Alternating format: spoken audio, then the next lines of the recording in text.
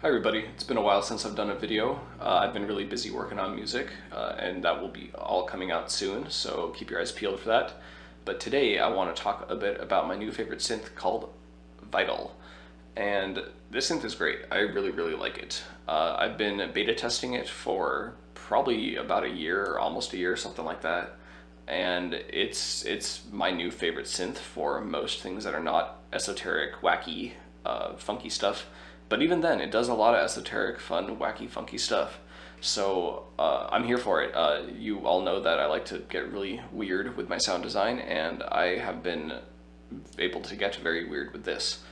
Um, I'm not gonna show every feature in here. I'll just kind of give a brief overview of how this thing works, and then I will give you I'll make some sounds in here, and you can watch me do that. It's not out yet. It comes out the 24th, so very soon. It has four different paid tiers, or four different tiers. The first one is free. The second one is $25. The next one I think is 80. And then after that, there's like a subscription one. I don't know all the details. You can go look it up at the website. Uh, I don't need a ton of presets myself personally. The developer's been working extremely hard on it, and he's been very good about responding to bugs and other such things. And so this is a really great product here. So let me just give a very brief overview before I get into it. So there are three oscillators and a sampler. There are two filters. You got your macros over here. You got some modulation pitch wheel, mod wheel that you can link to a controller if you'd like, but you don't have to.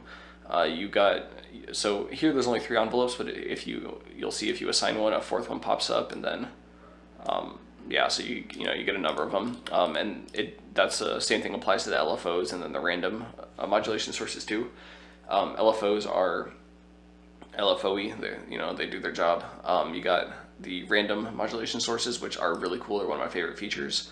You have Perlin, sample and hold, sine interpolation, or Lorenz attractor. These are all different types of randomness, and you get to control all the factors about how those come in. You have a polyphony and portamento type controls down here, and then here you have some MIDI modulation sources. Inside the oscillators, you have a really cool wavetable editor that is neat, in my opinion, extremely useful. The sampler is pretty cool. It could be better. There's some features that'd be nice to have, but I'm not going to complain about having that in there because it's always nice to be able to work with samples using the types of tools that normally are reserved for synth type stuff. And you can actually use it as an RM or FM source, which is neat. Inside the oscillators, you also have these cool warp modes, which are incredibly powerful. They do some insane stuff. I recommend playing around with them the minute you get this synth. You have your filters here, like I said. The cool thing about these filters I haven't seen anywhere else is that you can smoothly transition them from one type to another. So here you have different types. So here's an analog emulation one. Let's pick the 24 decibel one. And if you slide this way, it turns into a high pass filter. Keep in the middle to band pass. You can modulate that with any of these modulation sources. Really cool. You have resonance and cutoff down here, drive, things of that nature, mix. And then you have some really cool comb filters, some phaser filters, really cool formant filters. Serum has some more wacky filters than this has, but the filters that are in here are extremely powerful, and I'm able to use them to great effect myself. I don't find myself missing Serum's wacky filters too much, although sometimes I do. And like I said, there's two filters. Over in the effects, you got standard effects, but they all work extremely well. You have chorus, compressor. It's a multi-band compressor, and it has the best graphical interface for a compressor personally I've ever seen. I really like the way this threshold and ratio stuff is laid out. Delay, distortion, EQ, another filter, flanger, phaser, and reverb. And those all work pretty much as you would expect, but they all work really well. They all sound really nice, and all the controls are very intuitive. Matrix, you have a modulation matrix. Oh, and then here's the advanced tab where you have all sorts of under the hood things that I don't screw around with usually. But yeah, one cool thing though is you can do microtonal tuning in here, somewhere in here. which is extremely neat. There's also a text to wavetable feature, which you can have it say all sorts of funky stuff in different languages and even different accents in different languages, which is very, very, very cool.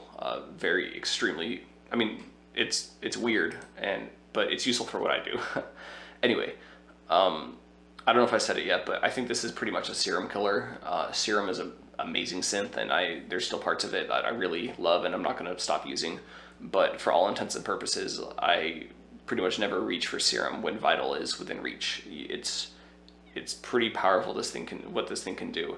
It's similar to Serum in a lot of ways, but it builds on kind of a foundation that is similar to Serum, but has a lot more features, and they're very, very well implemented.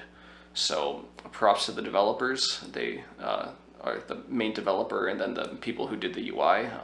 Everything is gorgeous in my opinion.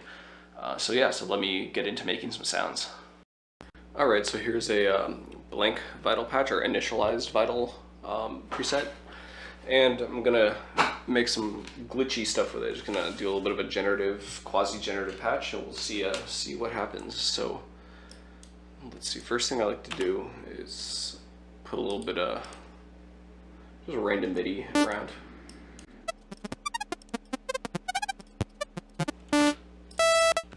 Okay, so it's got some random MIDI around. MIDI notes, no particular order, just random, seemingly random stuff, but it's deterministic, and that's what I want. So let's make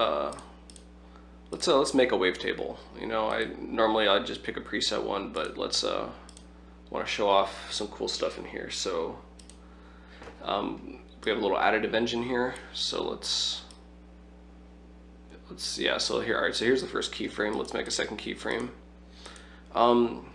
I have complained to the developer about this. I'm not a big fan of it, but the way it normalizes the partials that you put graphically to correspond with like the normalization of the actual audio, and also the floating point error here with the phases. Not a huge fan of it, but it doesn't impede my workflow too much. So I just have a sine that's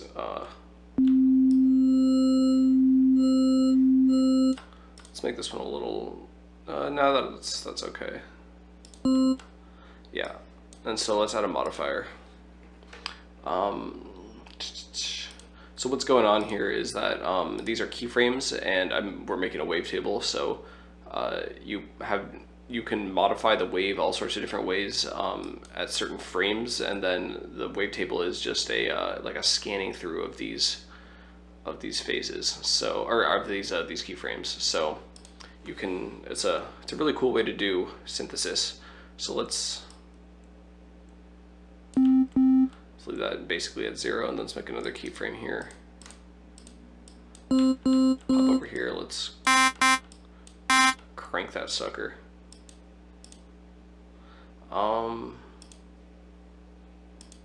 So wave warp is a cool one. So you can warp it in the X and Y.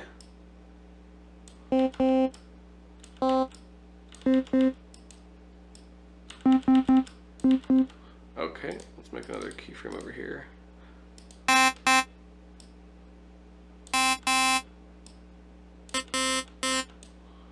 And then let's put a keyframe here in the middle where it's like doing something else totally different. Let's have this going the other way. Actually, where were we here?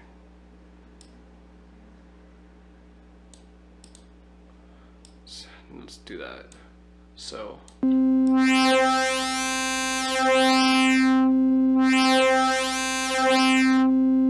cool. What else we got in here? That's probably enough for now. Let's so let's go just stick an LFO here. Let's set this to sync.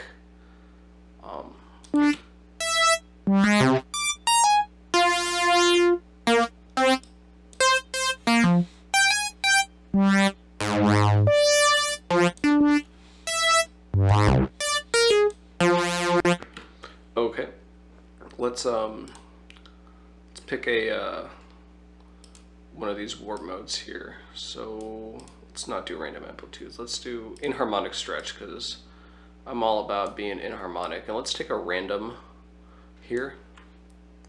And instead of purlin here, so let's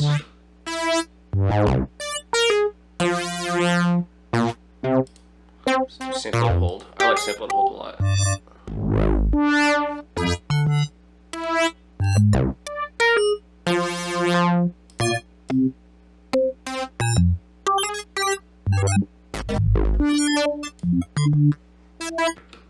I'll use the same LFO to modulate the frequency.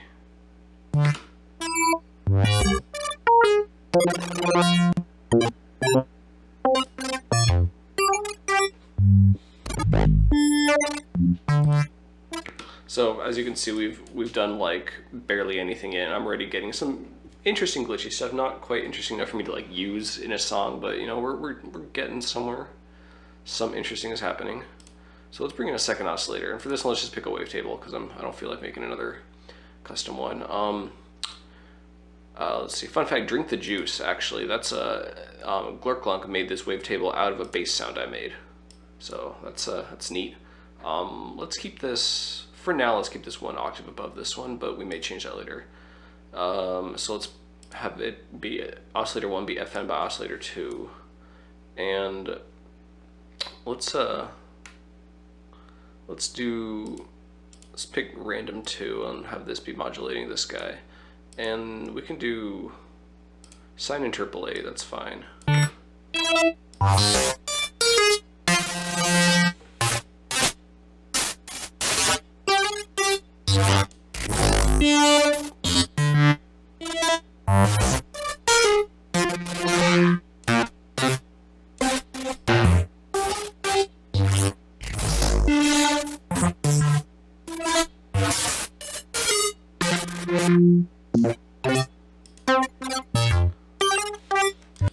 Let's pick a different one.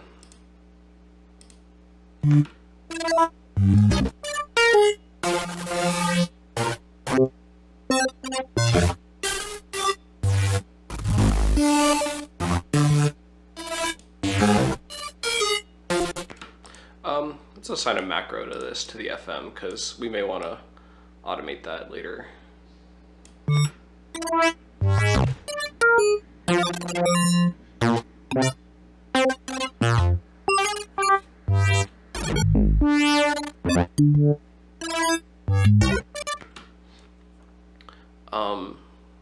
So then actually, you know, let's put this frequency this like in seconds.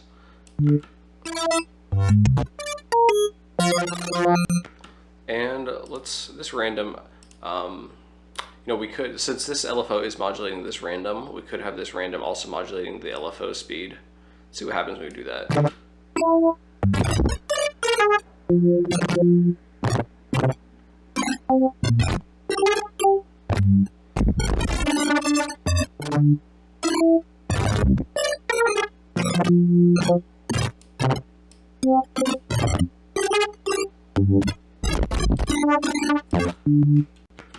Not quite what I'm looking for, but let's use this instead.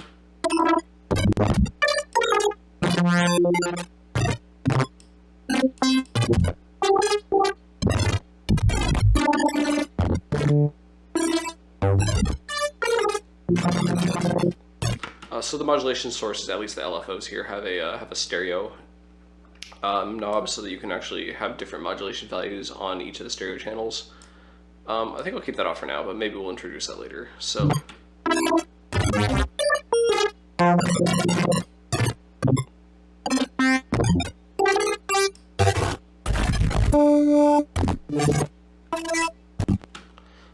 so let's play with the filters. We'll probably come back and mess with this some more, but let's do some filter funky stuff. I like the comb filters in here. They're always fun for getting a bit of a, you know, let's play with a phaser actually. You can get really cool stuff with the phasers.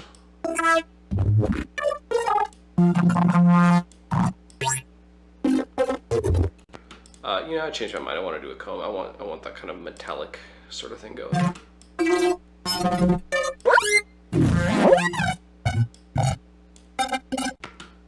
So let's do, you know what, hell is this first envelope tied to volume? It is tied to volume, so let's let's put a random thing on this decay here. We can change from blippy to not blippy.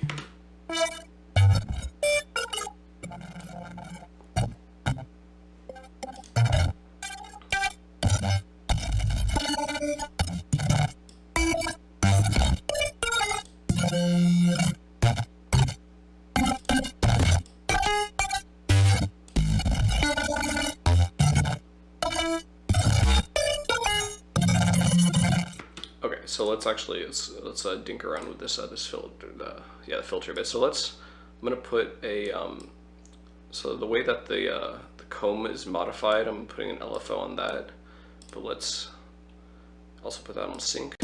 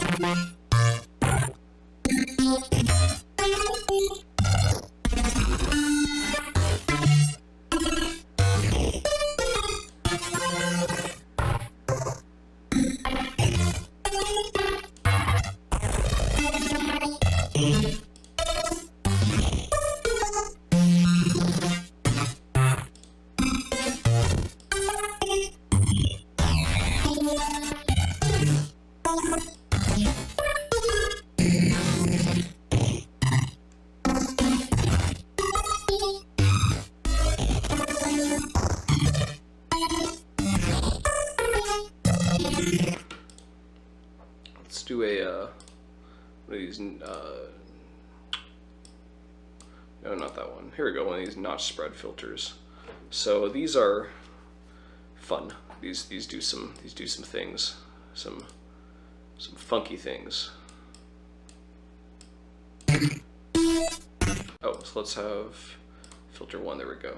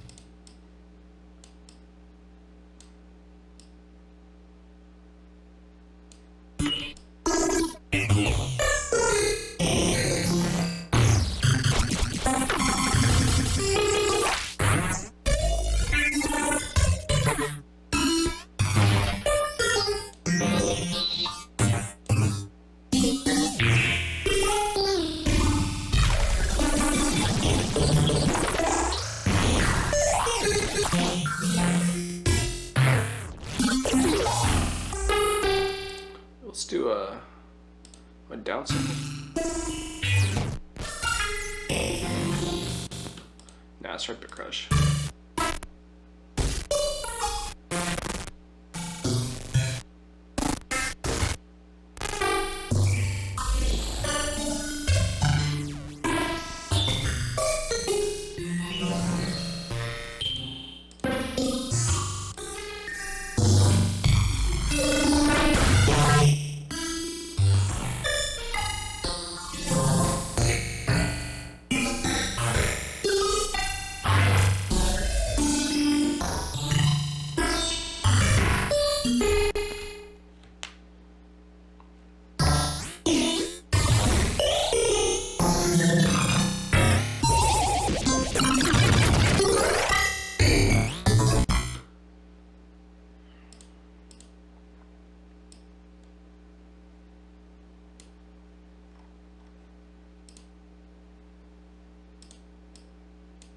let's see. So LFO, let's have LFO3 changing the band cutoff of this guy.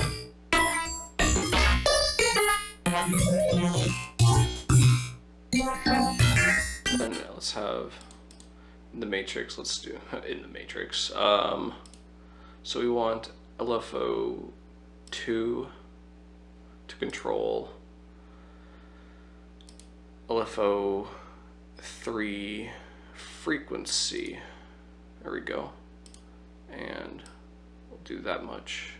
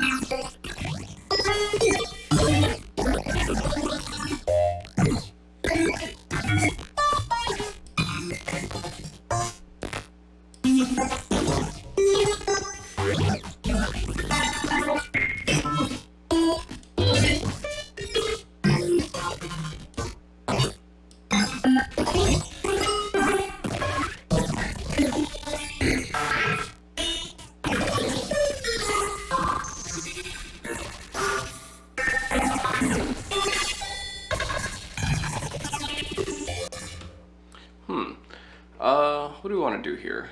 Should we do some RM stuff? Let's pick another random wavetable here.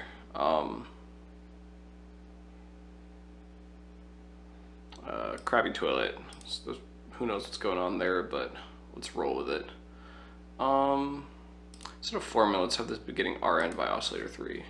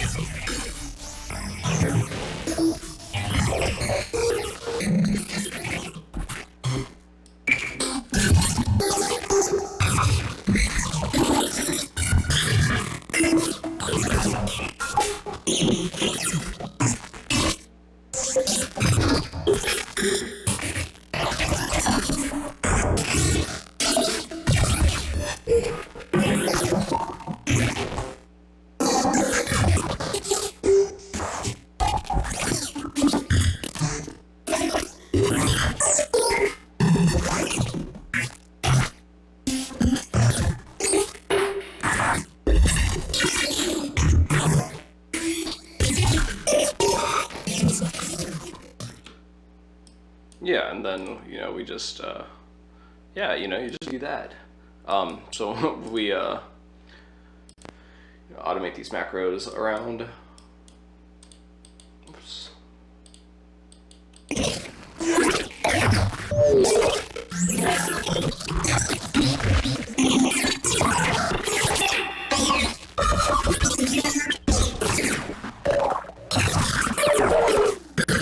So it's not completely deterministic because we got these big random modulators going on here, but yeah, you can, as you can see, we did some really crazy stuff in here. This is, I wasn't even really being that intentful. As you know, it was mostly just me kind of dropping modulators and things, going, what will this do? And it came out pretty good, I think. I mean, this is, you know, if you're not familiar with my channel, you're probably like, what the hell is this? But this is, for those of you who are familiar with my channel, you're probably thinking what I'm thinking, which is like, hey, this is pretty cool.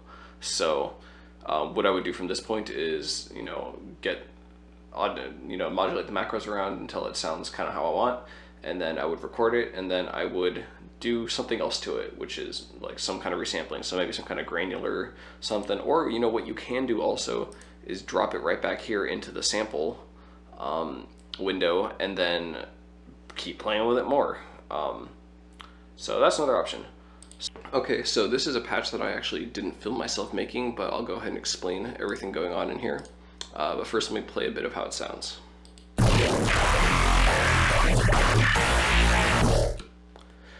So we got 3 oscillators.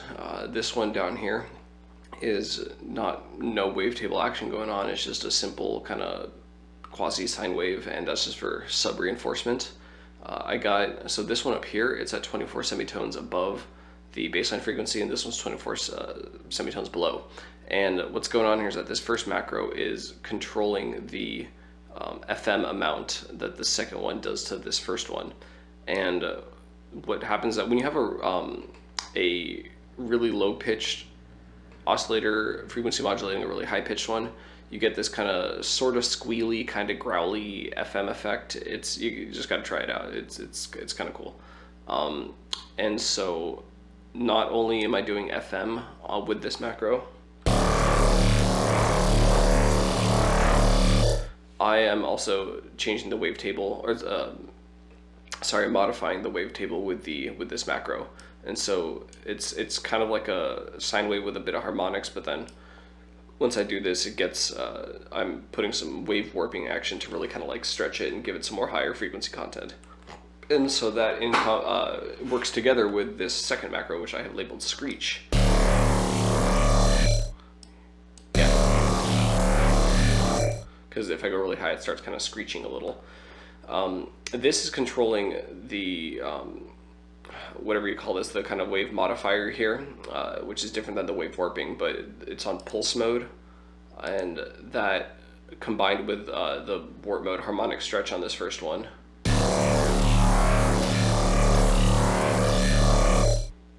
it's giving you this this kind of squealy effect as it goes up. And so this is more growly, this is more screechy, and then so that's all everything going on in the oscillators. This was also a custom wavetable, by the way. No, it wasn't. It is just a single frame, so it's a custom wave, but nothing too special going on there. So down to the filters.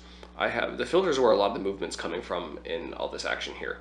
So we have a notch spread filter, and so when I move macro 3 around, it moves the cutoff of that, among other things. But what's going on is that I have these LFOs, this LFO going that is changing the shape of this filter over time.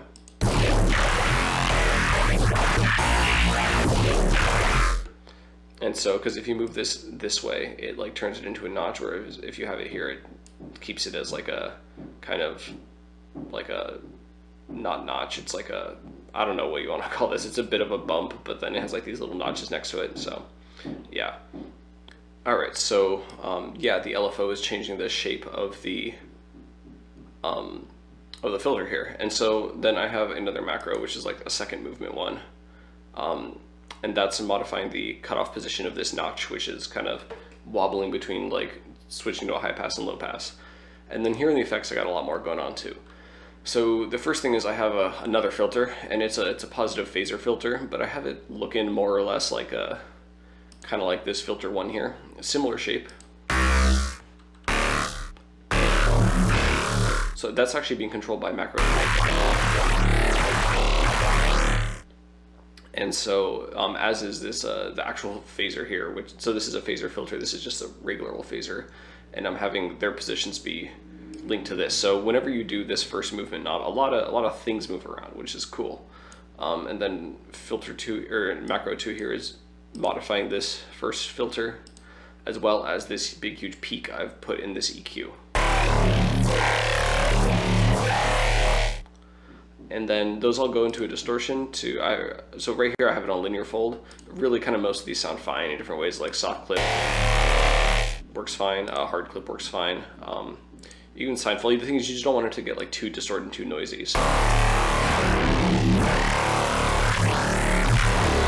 So it just kind of depends how noisy, how distorted you want it. And then it's all going through a compressor, a multiband, and I just made sure to play with the various post gains as well as the ratios and thresholds to make sure that the low end comes out nicely, but then you don't have too much of the mid and highs. The point is to make it actually sound like a really cool bass and like nice and balanced. And so what's worth noting is that so this one, it's routed only to the effects, but that doesn't matter because it's not audible. It's being used solely as a modulator for this one. The basic shapes one here, that's just the sub reinforcement. That is bypassing all these filters because I don't want it getting screwed up by all this stuff. Originally I didn't have it going in, but I want it getting fed into this distortion right here, because when it does get fed into that distortion, you get all those like really rich overtones from the sub. Actually, let's see what happens if we move this up here.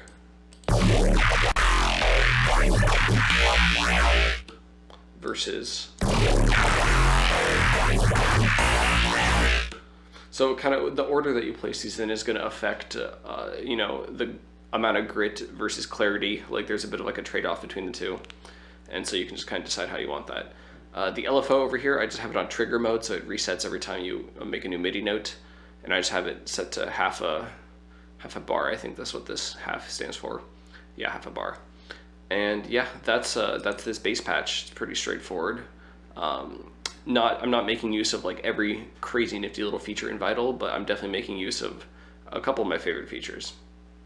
All right, so that was an initial look at Vital. I made a glitchy patch and I did a bass patch. I hope that this was educational for you. Vital is not out yet at the time of posting of this video, but it will be soon. And I really hope you check it out because it's a synth that I really enjoy, and I am glad that I can now finally use it in videos because we weren't allowed to before, but now we are. And so I will. You have a good day, and thank you for watching.